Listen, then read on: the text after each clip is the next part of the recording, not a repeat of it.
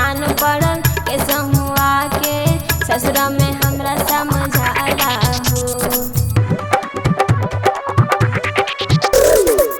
भइल बहाला टोला महाला तोहरा न कुछो बुझाला हो।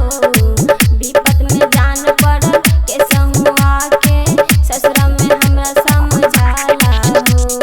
राइटर पिंटू राजा सुनी जान के बचाला।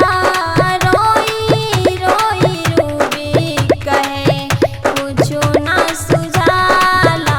हमरा घर में बवाल भइल बा तारा अइला से ही हाल भइल बा। हमरा घर में बवाल भइल बा तारा अइला से ही हाल भइल बा। DJ Mithu Raja Patsoni Shiv Tara films and recording studio Thari Vaishali Lalpur.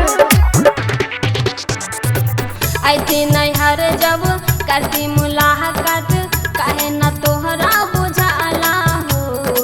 कितनो संतुष्टि भइल घरवा में चर्चा हमरे सब कोई करेला हो। हमरे सब कोई करेला हो। ऐथी नैहर जब करती मुलाकात काहे न तोहरा बुझाइल हो। अब तो संतुष्टि भइल घरवा में चर्चा हमरे सब कोई करेला हो। रूसल बाब सैया हमर उहे बात से हो। रूसल बाब सैया हमर उहे बात से हमरा घर में बवाल भइल